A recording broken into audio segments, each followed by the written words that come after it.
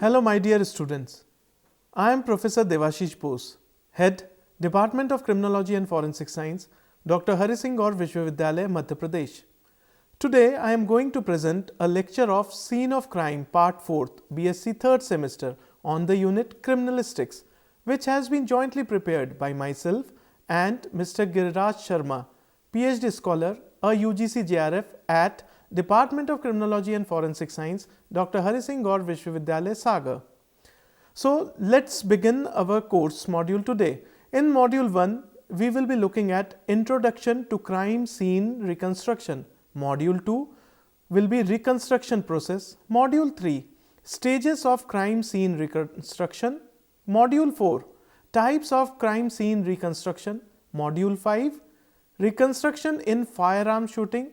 Module 6 will be dedicated to importance of crime scene reconstruction, and finally module 7 will be conclusion. Now let's start with module 1, Introduction to Crime Scene Reconstruction.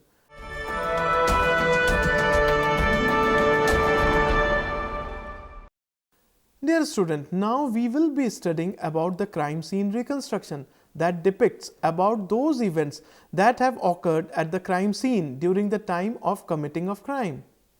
As we know that it is essential step for the investigating officer to examine the crime scene with his knowledge and experience.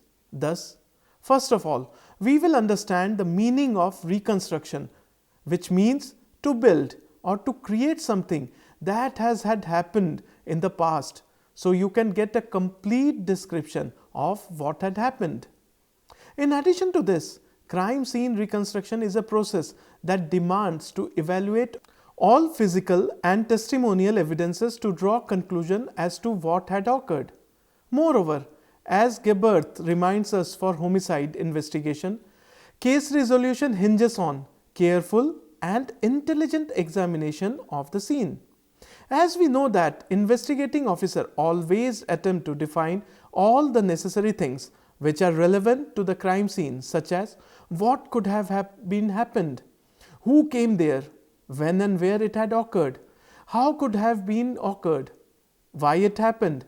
So investigating officer will reconstruct all of these questions and events.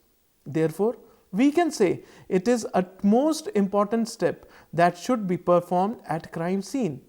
But my dear student, like other techniques, it also has its own limitation, such as there is no standard by which we can test our ultimate result and conclusion. Let me put it in another way. Suppose that today a perpetrator buried a dead body in the ground. After 10 years, if the investigating officer will reconstruct this crime scene, one will get different result because the crime scene might have changed its identity with the passage of time. Thus, investigating officer will have different conclusion as they do not have the standards for comparison. Now we will try to understand the definition of crime scene reconstruction. The Association of Crime Scene Reconstruction, ACSR, defines reconstruction as the use of scientific methods, physical evidence, deductive and inductive reasoning and their interpretation to gain explicit knowledge of the series of events that surround the commission of a crime. In a simple word, we can say that crime scene reconstruction not only involves the interpretation, analysis of scene of crime reconstruction and laboratory examination of physical evidence, but also it includes different type of reasoning such as deductive and inductive, systemic and methodological studies, related information. So my dear student, as we know that crime scene reconstruction is not a new process, there is a significant history in forensic science that describes the role of crime scene reconstruction in investigation of crime. We can take the example of well-known icon of the forensic science, Hans Cross. We can say he was one of the first forensic authors who wrote about the crime scene construction in his book entitled Handbook for Investigating Judge. Moreover, Edward O. Enrich discussed the method of crime scene reconstruction.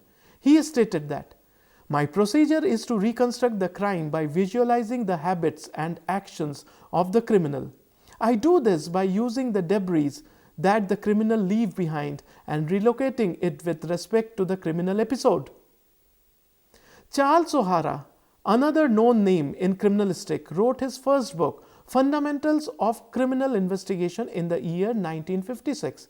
He stated, subsequent to search of scene, an attempt should be made to determine from the appearance of the place and its object what actually occurred, and particularly what were the movements and methods of the criminal. The process of ascertaining the circumstances of a crime is known as reconstructing the crime. From a study of the evidence in this manner, it is often possible to make useful inferences which may be resulted into a reasonable theory. In reconstructing the action of criminal, the investigator should test his theory for logic and consistency. A theory should not be rejected merely because the investigator might not, under that circumstances, behave in a similar manner. No assumptions should be made concerning actions which are not supported by evidence. Thus, these all are well-known figures in the field of forensic science investigation. They have contributed a lot of things to forensic science investigation. One of them is crime scene reconstruction. So, my dear student, I have a very interesting thing that says that to solve a crime, you have to think in the way the criminal was thinking, and this is only possible by your active brain, active thinking, and reconstructing the scene of crime. This will help you to solve the crime.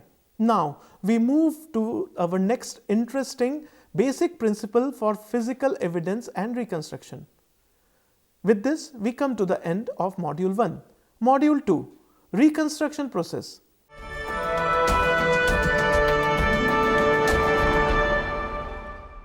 My dear students, now we will discuss about the crime scene reconstruction process that involves many steps such as recognition of physical evidence, identification of physical evidence, individualization of physical evidence, interpretation of physical evidence, and finally, the reconstruction of crime scene. So, let's start this discussion. Recognition. As we know that each and every analysis in forensic science starts with the recognition of crime scene and physical evidences. Moreover, it starts with the recognition and finishing with the reconstruction. One more thing is that it also has potential value, and it separates the certain evidence from those evidences which have no evidential value at a crime scene. Otherwise, the investigating officer would be confused, or one will be unable to collect, to preserve, to document, and to get the result, and ultimately fail to reconstruct the crime scene. As we have discussed previously about the crime scene procedure, once the investigating officer will recognize the physical evidence, then they should start the routine procedure. After preserving, collecting, labeling, and transferring the physical evidence at forensic science laboratory. In forensic science laboratory, forensic scientists will compare the identified object with the reference material or standards. Once the examination of physical evidence is carried out and the crime scene appearance has been studied, the case can be reconstructed. We can conclude that every type of reconstruction starts with the recognition of physical evidence and crime scene. Another thing which investigating officer has to keep in mind, there are certain conditions which can bind the crime scene in limitations, such as haphazard crime scene procedure, altering the physical evidence like pattern evidence, and contaminate the crime scene. So, investigating officer should also keep in mind what he has to do and what not. Now we will move for next heading, that is identification of the physical evidence. Identification. My dear students, now we are studying the identification of physical evidence at crime scene, because it is an essential step for reconstruction of crime scene.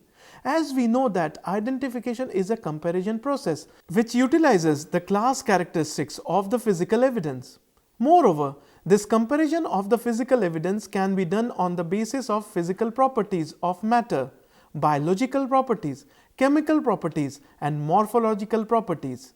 Size, shape, color, weight, length and width are the physical properties of physical evidence that help in their identification. Moreover, investigating officer can also use the morphological properties such as state of the evidence, source of evidence and origin of evidence. In addition to this, biological properties such as blood and biological fluids can be used for identification. Chemical properties. So these all are the class characteristics of the physical evidences that eliminate those evidences that has no evidential value. Individualization. Dear students, now we will talk about the individualization of physical evidence, that is the unique characteristics of the evidence among the same class or even same origin of evidences. As we know that the individual characteristics vary from one evidence to another. So, these all are the essential steps which would be performed before the crime scene reconstruction. Now, we will move to another interesting module, which is Stages in Crime Scene Reconstruction. Module 3, Stages in Reconstruction.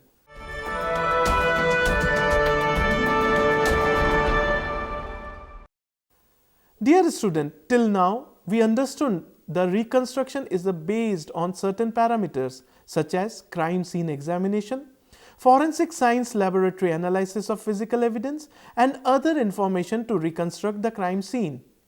Moreover, as we know that crime scene reconstruction also includes the different type of reasoning such as deductive and inductive reasoning, information from the victim, witnesses and crime scene statistical data, pattern analysis and crime scene investigating officers' observation for crime scene.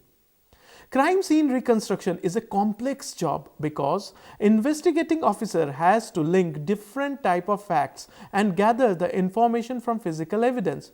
Nowadays, investigating officer can use the computer designed program for their work. These systems allow forensic scientist modeling and representation of laboratory analysis results.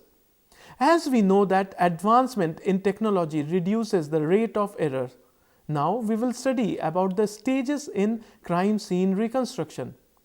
Crime scene reconstruction process is a scientific fact gathering process that completes in 5 separate stages.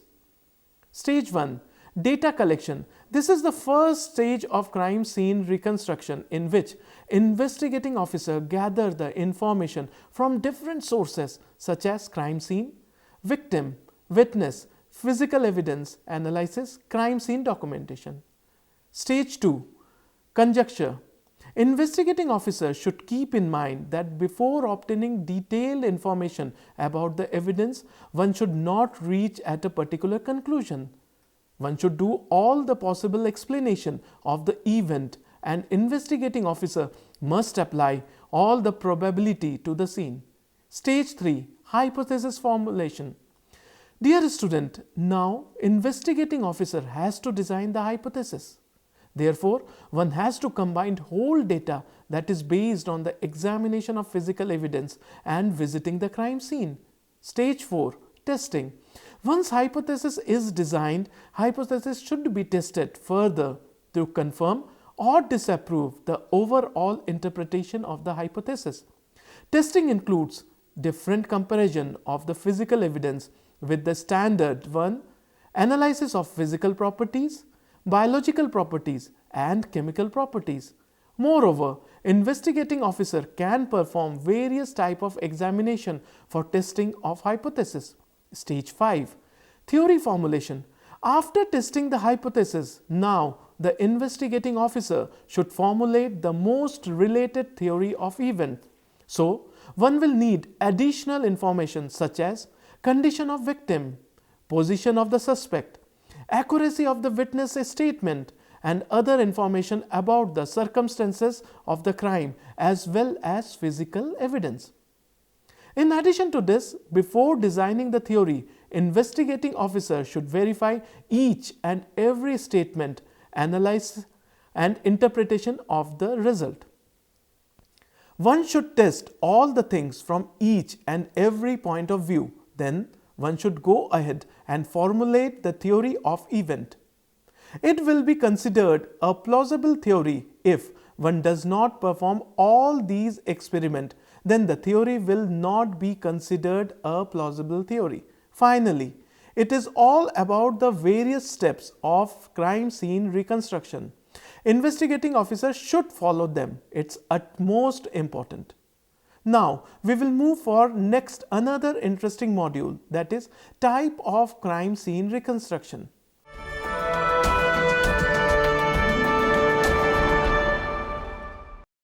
My dear student, here we shall discuss about the crime scene reconstruction. Here I would like to make it clear one thing to you all, that it is a type of crime scene reconstruction depends on the nature of crime. For example, homicide crime scene reconstruction, theft crime scene reconstruction, or shooting crime scene reconstruction, etc.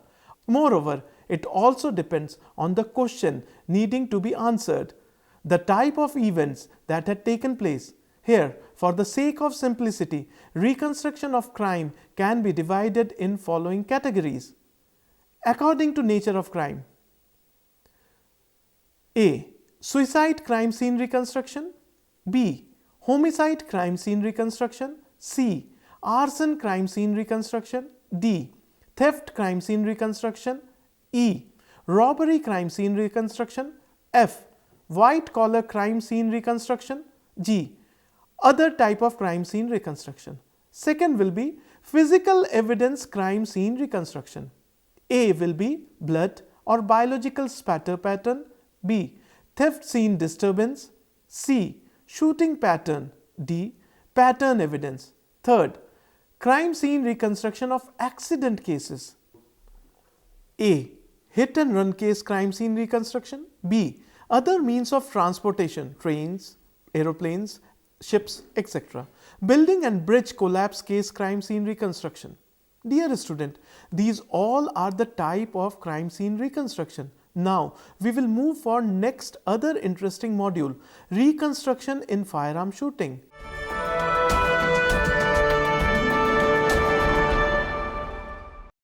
Dear student, now we shall be studying how to reconstruct the firearm shooting crime scene and where crime scene investigating officer should start or where one should end. So, let's start with the help of case study. We all are familiar with the late President of America, John F. Kennedy, the 35th President of the United States, was murdered on Friday, the November 22nd, 1963. Ever since President John F. Kennedy was killed in 1963, questions have remained about whether Lee Harvey Oswald was part of a conspiracy to assassinate the president or a lone assassinate. The Warren Commission, the official government body appointed to investigate the shooting, concluded that Oswald acted alone. However, over the years, eyewitness account and acoustic data interpreted by some experts have been used to contend that a second shooter fired at the president from a region in front of the limousine, the so-called grass knoll. In arriving at its conclusion, the Warren Commission reconstructed the crime as follows. From a hidden position on the 6th floor of the Texas School Book Depository building where he worked, Oswald fired 3 shots from behind the president. 2 bullets struck the president, 1 bullet of which missed the president's limousine. 1 bullet hit the president in the back, exited through his throat, and went on to strike Texas Governor John Cornely, who was sitting in the jump seat in front of the president. In the 6th floor room at the Texas School Book Depository, police found a rifle with Oswald's palm print on it. They also found 3 spent cartridges cases. In 1977, the U.S. House of Representatives Select Committee on Assassination requests that the bullet taken from Cornely's stretcher, along with bullet fragments recovered from the car and various wound area, be examined for level of trace elements. Investigators compared the antimony and silver content of the bullet and bullet fragments recovered after the assassination and concluded that all of the fragments probably came from 2 bullets. In 2003, ABC TV broadcast the result of a 10-year 3D computer animation study of the event of November 22, 1963. The animation graphically showed that the bullet wounds were completely consistent with Kennedy's and Governor Connolly's position at the time of the shooting, and that by following the bullet's trajectory backward, they could have originated only from a narrow region, including a few windows on the 6th floor of the school book depository. This reference has been taken from Forensic Science, From the Crime Scene to the Crime Lab, 2nd edition by Richard Saperstein, year 2012, page number 150. With this, we come to the end of Module 5 and now we start Module 6. Module 6, Importance of Crime Scene Reconstruction.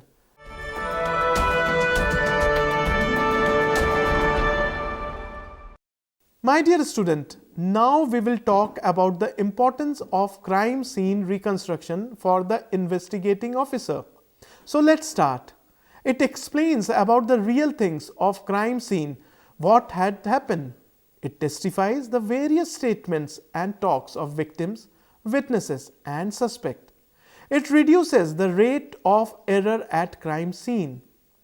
Crime scene reconstruction helps in the verification of report of physical evidence analysis such as true or false.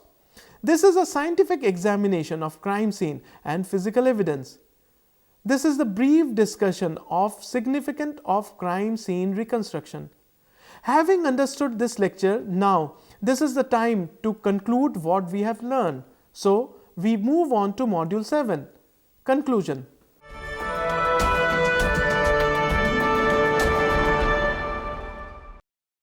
Dear student, in this lecture, we have understood crime scene reconstruction, types of crime scene reconstruction, stages in crime scene reconstruction of shooting case, and importance of crime scene reconstruction. After reading this lecture, you will be able to answer all these points. Investigating officer should use the crime scene reconstruction in criminal investigation. In this lecture, we also studied about the role of computer technology in crime scene reconstruction. Moreover, there are good software and hardware available by which we can make it more simple. With all these information, we come to the end of this important lecture on crime scene reconstruction. Do keep in mind what we have discussed today. It's time for you all to do some self-study. This is Professor Devashish Bose signing off. If you want to learn more and enhance your knowledge, you may log on to our website for MCQ, quizzes, LORs at www.cec.nic.in. Till then, goodbye.